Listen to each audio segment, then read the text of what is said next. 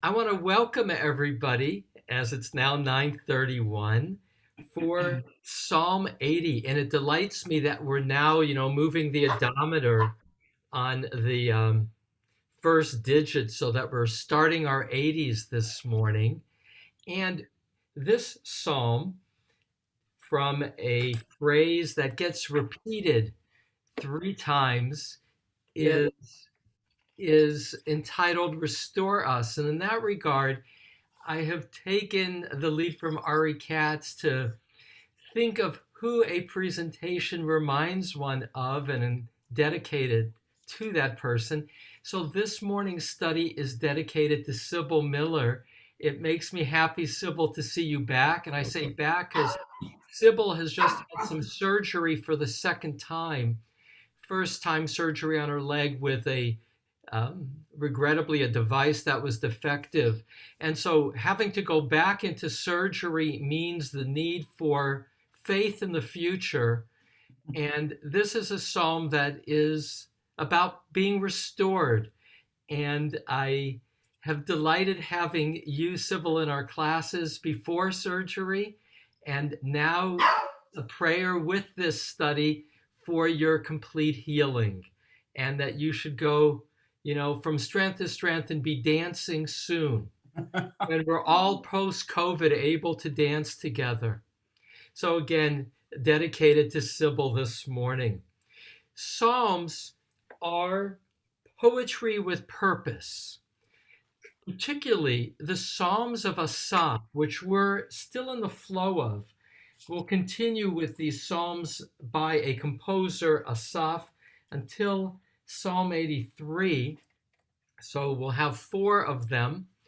Are Psalms that are deeply poetic in a variety of ways. The poet is taking echoes, phrases from elsewhere, from the Bible, and weaving those into the psalm. That's one aspect from the biblical writer's point of view. He's within a context of relationship with God through the prophets, through the Bible, and he's building on that. He also uses images as a poet, and today's key image is not only for Psalm 80, it's God as vintner. Now, the nature of a vintner, first of all, vines and grapes are very much identified with Israel and the Middle East. It's remarkable, as an aside, how the wine industry, particularly quality wines, are flourishing in Israel today. And in Isaiah, in Hosea, in Jeremiah, in Ezekiel, there are images of the vine as a metaphor for Israel. I mentioned when we began our study yesterday with what was a painful psalm that when we read Psalms, there's three levels. We read it from the perspective of the poet. And of course, we don't know for most Psalms like today when a psalm was written or who the psalmist was, what the psalmist was thinking.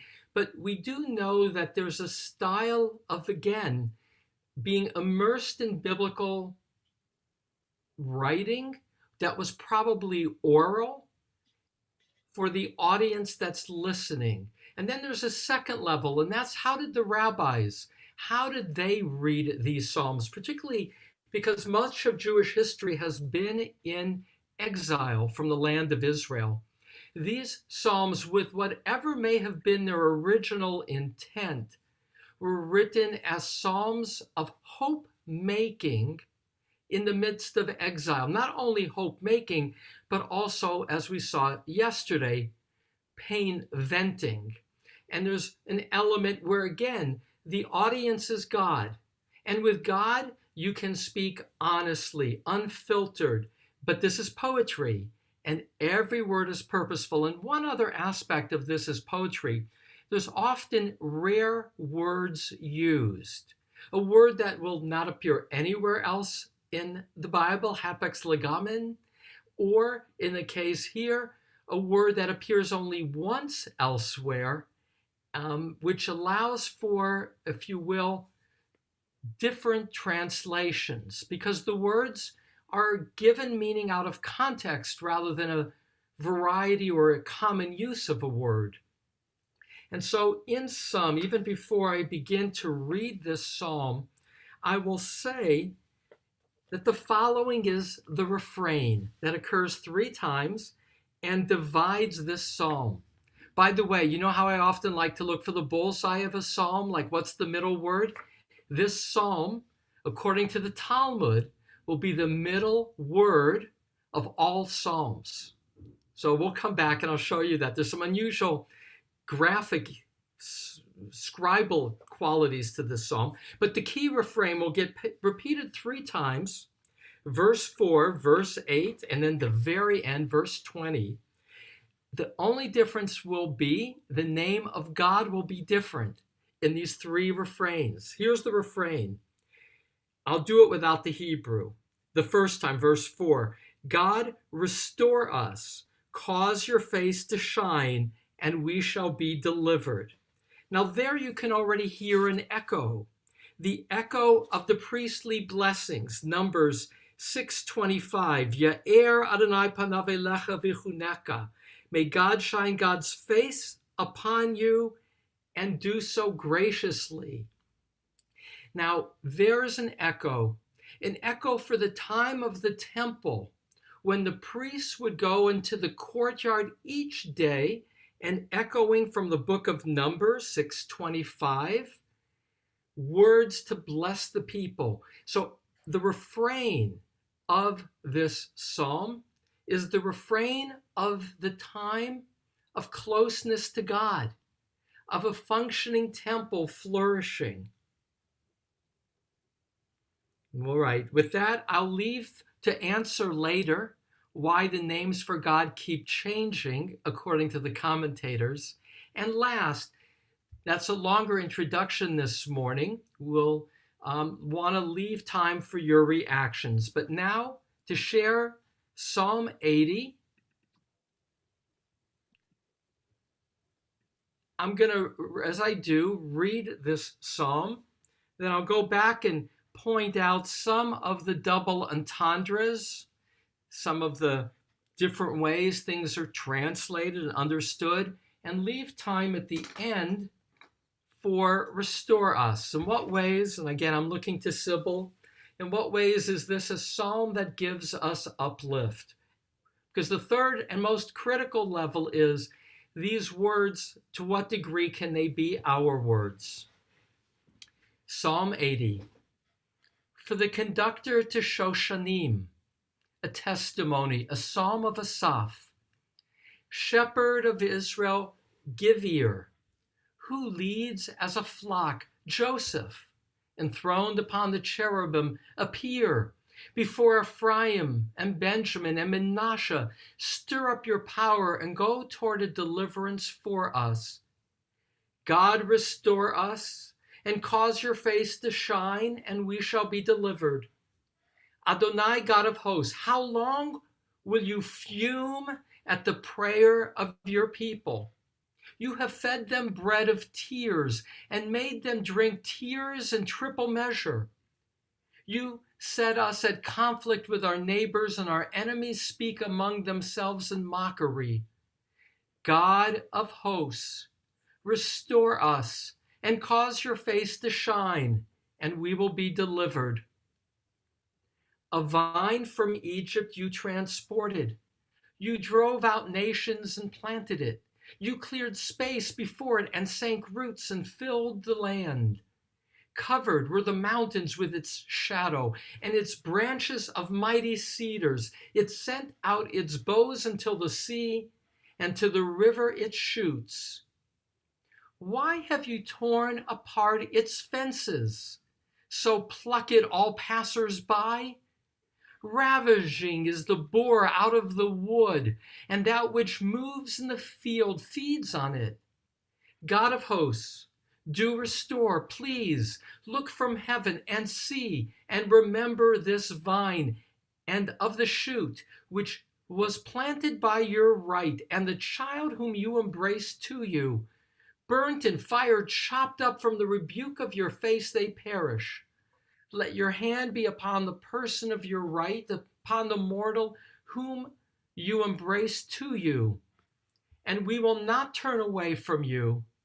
Revive us, and with your name we will recall. Adonai, God of hosts, restore us. Cause your face to shine, and we shall be delivered. And again, I linger on this closing verse. Hashivenu, restore us. Ambiguity. What is this refrain, verses 4, 8, and 20, referring to? It can mean restore us to you, God. It can mean restore us to our former state. But the word hashivenu can also mean respond to us or relieve us. And this is the nature of great poetry. It means either one of those four or all four together. That the refrain implies that there is a God that listens to these words. It implies that it's a God who is responsive to our words, and more, who has the power to change our plight. And so, restore us is multivalent. It has many possible elements of yearning. To start from the beginning, Shoshanim means roses. We don't know what it means exactly, the conductor here of Shoshanim. Rashi will comment that it is a psalm, Rashi again, 1040 to 1105 in France, who will experience the Crusades, who's in the depths of exile. He'll say Shoshanim is a reference to exile, that we are surrounded by thorns as we seek to bloom. Again, that's the three levels of reading a psalm. What it was intended, which is an unknown, how it was read, all the more throughout much of Jewish history being in exile, and how we who don't feel in exile per se, how we relate. A testimony. Shepherd of Israel. The second verse has echoes to this week's Torah reading. So as there are no coincidences, in Parsha Vayechi, which we'll read, Jacob will go to bless his grandsons, and he will say, God was my shepherd. And then in the next chapter, in 49:22, Joseph is a fruitful son, like a fruitful vine by the fountain, with branches running over the wall. And you can hear that verse, 49:22 of Genesis, in this reference here to God as shepherd, leading a flock of Joseph. Enthroned upon the cherubim, that's God, and that's the immediacy of God in the time of a tabernacle. Now, verse 3, back to varieties of ways that something can be read. Before Ephraim and Benjamin and Manasseh, stir up your power and go toward a deliverance for us. And so the question is, why these tribes, Ephraim, Benjamin, and Manasseh? You do know that Joseph and Benjamin are children of Rachel. Ephraim and Manasseh, they are the children of Joseph. And as Joseph, in the rules of primogeniture, gets a double portion of land in Israel, Ephraim and Manasseh will each get their own territory, and Ephraim will become the largest of what will later be the nation of Israel, the 10 northern tribes. So we don't know when this was written. Benjamin Siegel will say very early on, when there was still or just after the 10 tribes.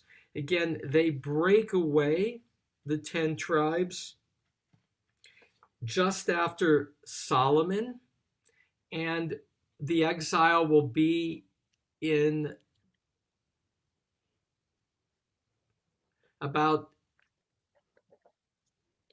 well, it will be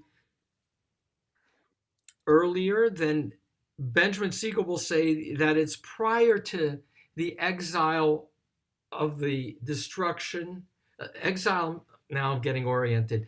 The exile of the north is 722, and Benjamin Siegel will say this is written before that exile. He'll rely on one other linguistic feature, and that's the imperfect, which is present and future tense, used here as also past tense from context, which would place it early. But I tend to think that it could be later as well. For instance, listen to these words from the prophet Isaiah, which is First Temple. My beloved had a vineyard on a fruitful hill. He broke the ground and cleared it of stones and planted it with choice vines. He built a watchtower inside it. He even heard a winepress in it, for he hoped that the vines would yield grapes. Instead, it yielded wild grapes. Now then, dwellers of Jerusalem and men of Judah, you be the judges between me, capital M, and my, capital M, vineyard. What more could have been done for my vineyard that I failed to do in it? Why, when I hoped it would yield grapes, did it yield wild grapes? Now I am going to tell you what I will do to my vineyard. I will remove its hedge, that it may be ravaged. I will break down its wall, that it may be trampled, and I will make it a desolation. Well, those are fairly close to the words here of the description of the vineyard. We'll come back to that, which would mean this could be in and around the time of the First Temple, either a common motif or even a psalm written after Isaiah. Why Ephraim, Benjamin, and Manasseh?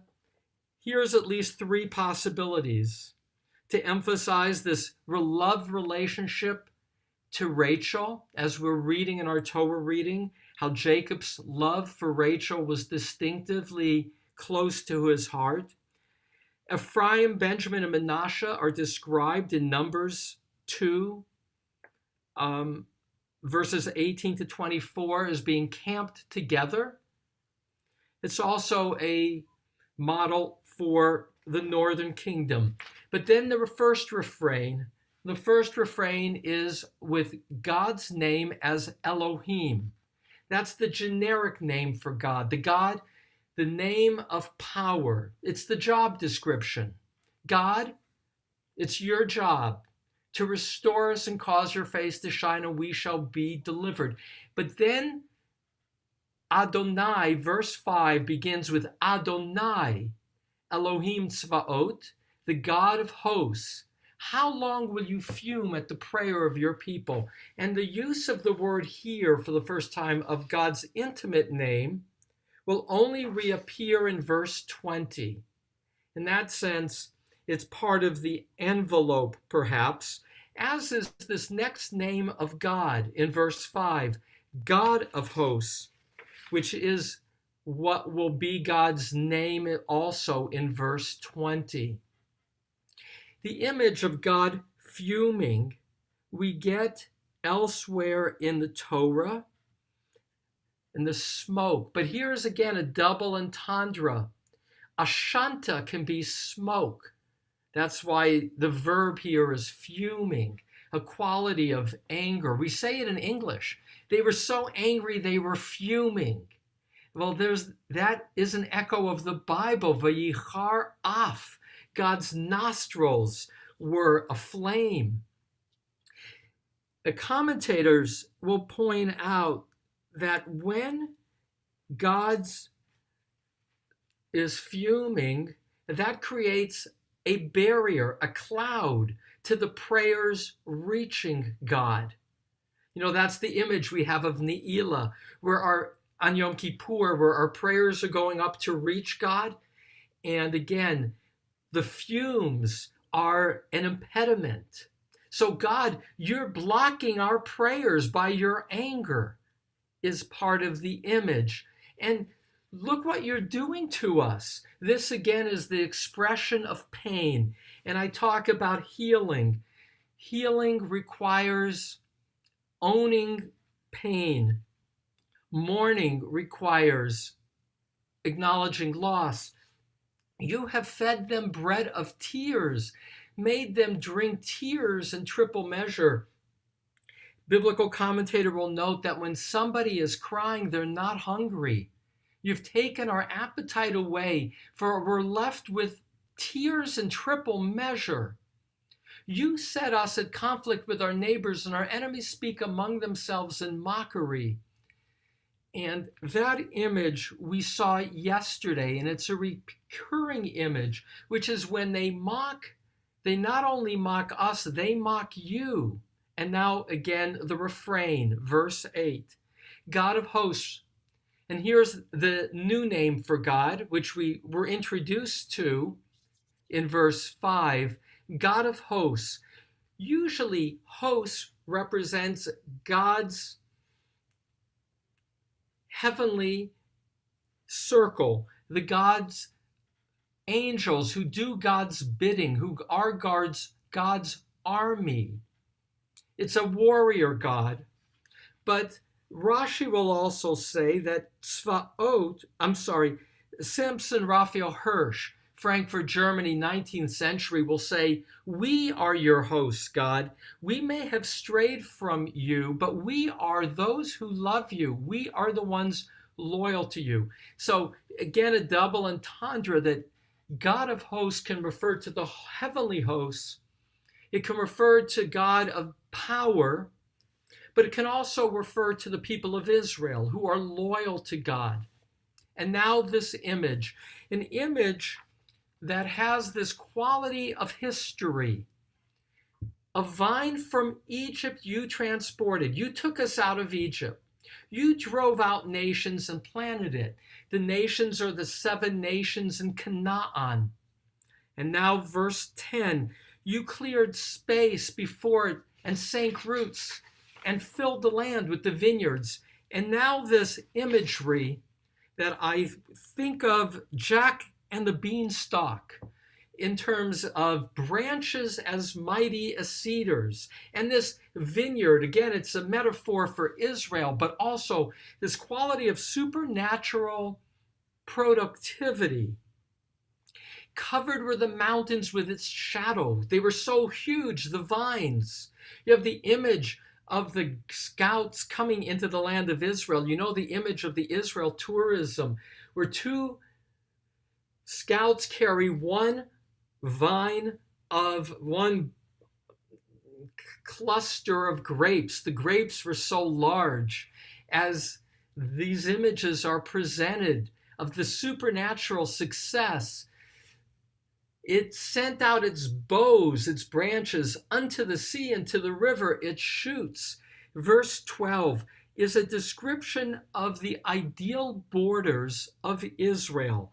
See Deuteronomy 11, verse 24, or Joshua chapter 1, verse 4, where the land that God bequests will be from the desert to Lebanon, from the river, which is understood as Euphrates, to the Mediterranean, from the south to the north, from the west to the east. So it was. The boughs were from the sea to the river, and the river being usually identified with the Euphrates.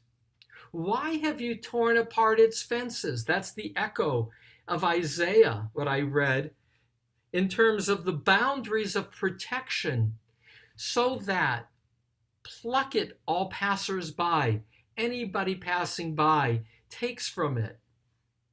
In this regard, now a commentary, and that is a vine, this is the medieval commentary, a vine is only as valuable as its grapes. The branches are not valuable.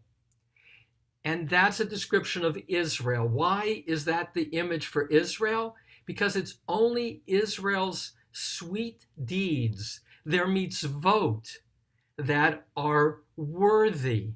It's a hardy plant. It can survive harsh conditions, a vine. It can spread wildly, but its value is only its grapes. And now the middle letter of all of Psalms, verse 14. Ravishing is the boar, the wild pig, out of the wood, and that which moves in the field feeds on it. And you can see here that, one moment, you can see here that the ayin is, you can see that the ayin in verse 14 is elevated. Also, see verse 16, how the second letter, the chaf, is made large. These notations are 1,000 years after Psalms. That's when the scribes did it. So it was probably not, according to Bible scholars, in the original, though this ayin, that's the middle letter. And that's probably why it was, if you will, distinguished. Here's what Rashi points out in terms of a word play. And again, this is homiletic, that middle level of understanding. If you take out the ayin, what you get is yar, which means river. So in a river, if it's a river flowing, you are protected. Rashi will say, if you are faithful to God, you are on safe ground. But if you are disobedient to God, then the wild pig, the boar, will leap out of the woods. It won't be a river, it'll be a wild forest. And so the ayin, that middle letter, is the one of warning. The middle word, miya'ar.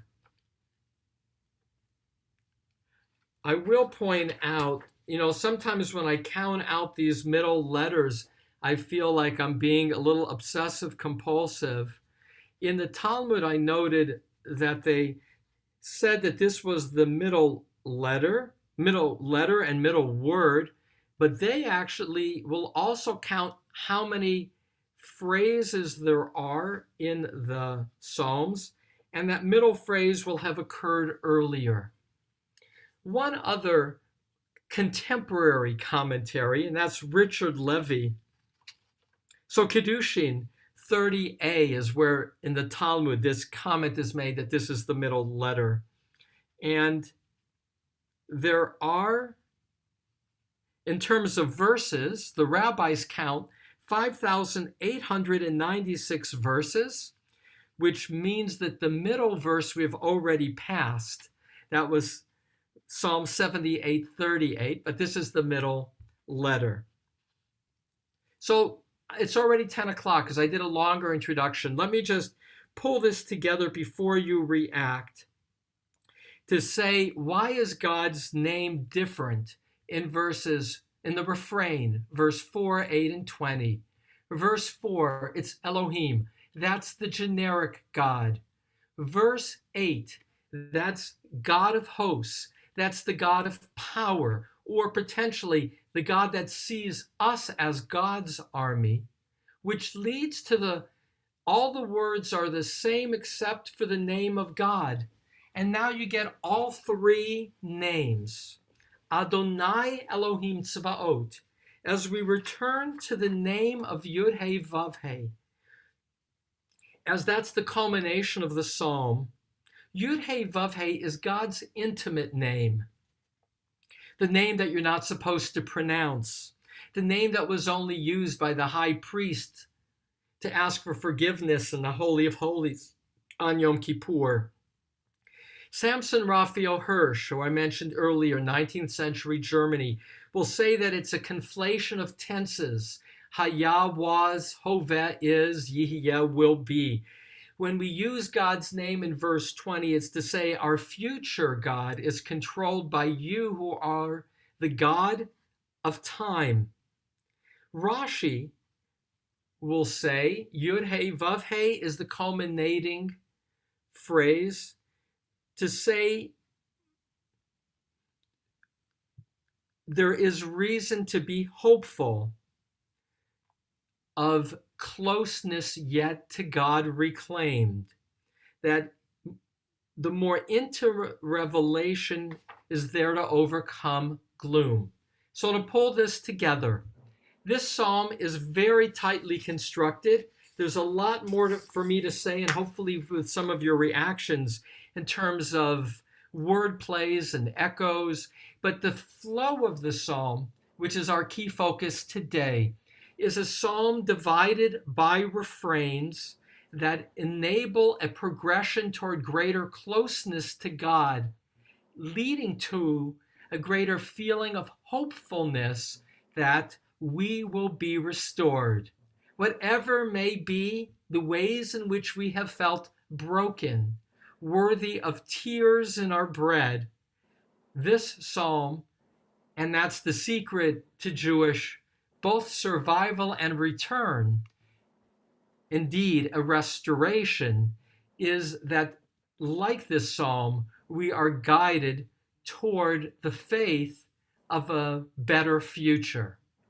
With that, I now go to seeing some familiar faces. Again, it's good to see Carl. It's been a while, and always when I see Ahuva, I smile with the expertise. And Vivian, good to see you looking better than you did last week. So, some reactions to Psalm 80. Canner Shula. I wanted to, first of all, make note that there's one more translation to the word Hashivenu, which is bring us back. And I think if you take that one, it is particularly clear, as you said, that there is a huge yearning to be brought back closer to God. Because aside from the fact that it says 4 times, bring us back to you, because we feel that this terrible suffering that we've had has really removed us, distanced us from you. In verse 15, it reverses it and it says, Shuvna. It talks to God and says, now you come back to us. So very clearly, within the pain of the suffering, the poet says, we've been sort of hurled away from you, but you also from us. So please, you come back to us too, because this distance, that is ultimately, as it says in 19, techayenu, that is what will give us back our life. So let me build on I'm glad, again, there's so much in this psalm, and I want to thank Shula for bringing our attention to verse 15, which is in the middle of this third section, the section of God as vintner. But as Shula points out, there's a variation on the refrain in terms of, instead of hashivenu, which is return us, restore us, with again the ambiguity whether it's to you or to our former state, and it's probably both. But here in verse 15, God of hosts, do restore, please. Look from heaven and see and remember this vine. And so there's the echo, which is not the refrain, of shuv as return, with this word na, please, that beckoning. And it comes really in the very middle, in terms of verse 15, in terms of this imagery of this third component. Thank you, Shula, for pointing again. Ahuva.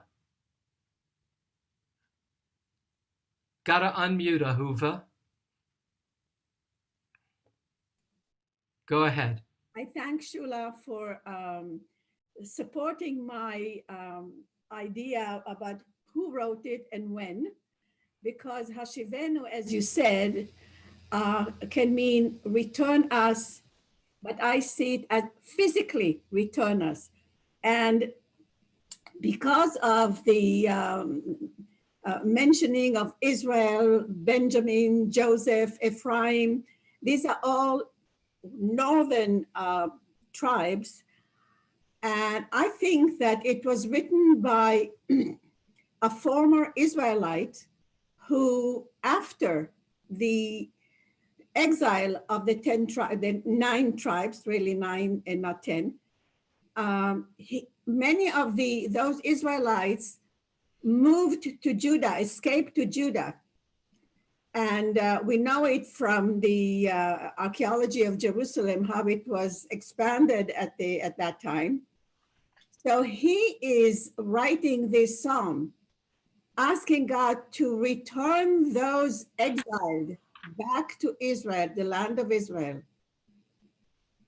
Actually, return the people back.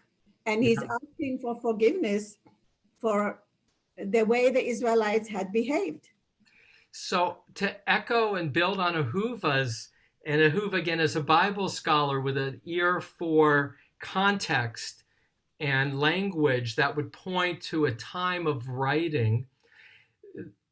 Benjamin Siegel also agrees with your analysis that this is very early on as a psalm. So when we say Asaph, because we had an Asaph yesterday, the day before, which was clearly after the destruction of the temple, in this case, there is no mention of a destroyed temple, which also points to an earlier composition, like Ahuva points out, a time between the exile from the 10 tribes and the destruction of the first temple. Is that right, Ahuva? Yeah, I would say it's right after the exile of the northern kingdom. Yeah, that's what I'm referring to, the 722 to 586, but even perhaps closer. And the Ugaritic poetry uses, which is the language of the Near East, often uses the imperfect, the tense of present to future for the past, which is part of this psalm. And again, another verbal cue to it being early. Having said that, and I want to return to Psalm 80 and how it's relevant for us, the power of the psalm is this psalm was read throughout much of Jewish history as a psalm of exile. Check out the following. There are 3 different sections, right? 3 refrains. Samson Raphael Hirsch will say the first section deals with the exile of the 10 tribes, 9 tribes. Verse 8, that refrain is dealing with the Babylonian exile, the destruction of the first temple. And verse 20 deals with the destruction by the Romans, which is the exile that he was living through, the post 70. So for Jews reading this psalm historically, this is a description of 3 destructions, 10 tribes, first temple, second temple, which is also to say that's the power of poetry. One can bring one's own experience, for Rashi, of exile, for Samson Raphael Hirsch, 19th century, Frankfurt, and see this psalm as transcending wherever, with a literary analysis, it may have been written, as being words that speak of hope in the midst of loss. And that's why Restore Us is a psalm that's to be read as an introduction.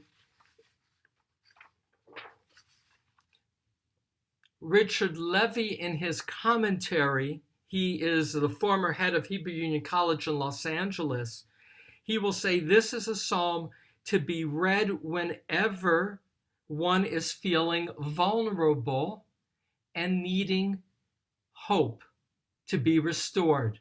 In that regard, and our dedication, this is a psalm for all of us in any time in needing of healing.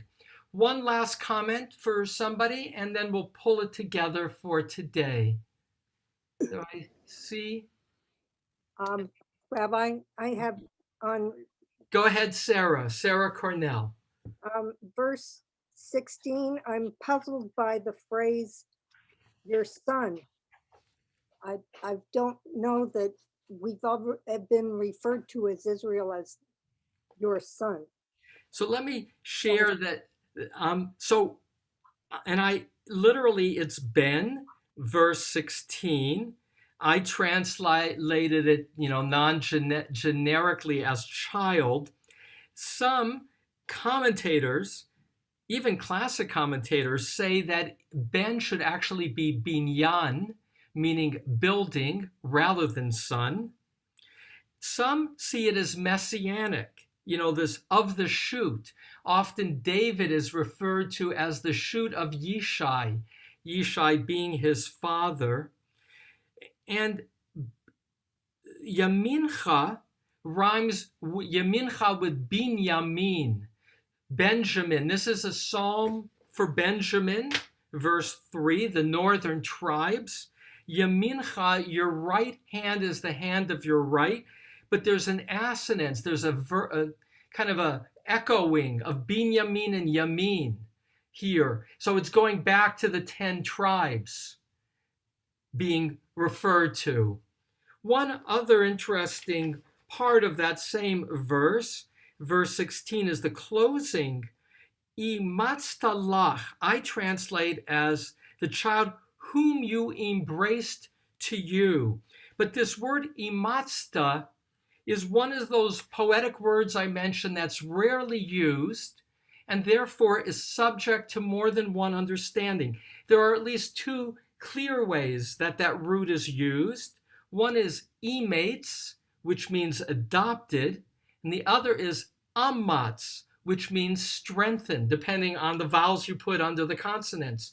So it could be read as the child whom you have strengthened or the child you have adopted, a reference to Israel as God's beloved.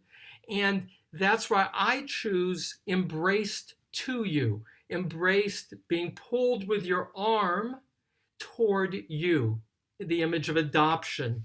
One closing, there's again too much to yet even be said, but listen to the power of the use of language of Asaph in this poetry. Verse 10, Penita lefaneha, which means you cleared up space before us. But in Hebrew, the echoing, Panita lefaneha, and the next phrase, Vitashresha rasheha, which means and sank roots, and Vitisharasha rasheha. So, and then it ends, Vitamale haaretz, filling up the land. So there's a quality of art in how this is written. Assonance, with words, with sounds to amplify, with rare words, with multiple possibilities. This is poetry where there is phrasing done purposefully with a subtle change of the name of God, leading toward a trajectory which leads to this final phase. How is this relevant for us? These are words, again, so artfully composed that they do transcend whatever place and time, because we do not know who the author is. We don't know when he or she wrote it, what was the prompt. But what we do know is that these, like many of the Psalms, have been words that have been a vehicle to express pain and not hide it. That's here. You made us drink the bread of tears. You who are smoking with anger. Why? The sense of feeling at a distance from God, and at the same time, words of hope.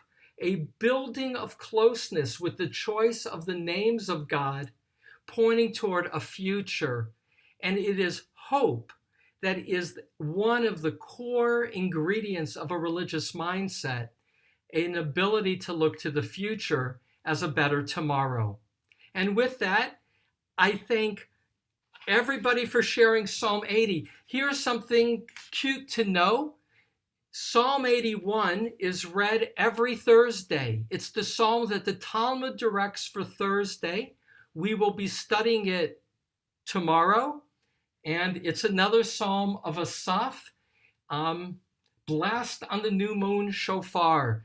It's where God talks. Tomorrow we hear God responding, and it's another, I am always fascinated when, as is most of this psalm, it's as if it's God addressing the psalmist.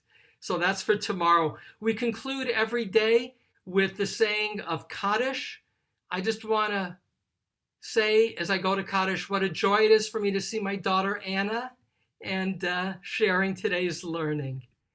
And so Kaddish is said in honor of our loved ones as we honor their memory. Yitkadal v'yitkadash shemei Rabbah. Amen. Be'alma divra kirute v'yamlich malchute b'chayechon uv'yomechon uv'chayei dechol beit Yisrael ba'agala uv'izman kari v'imru amen. Yehei shmei Rabba mevarach le'olam olmei maya.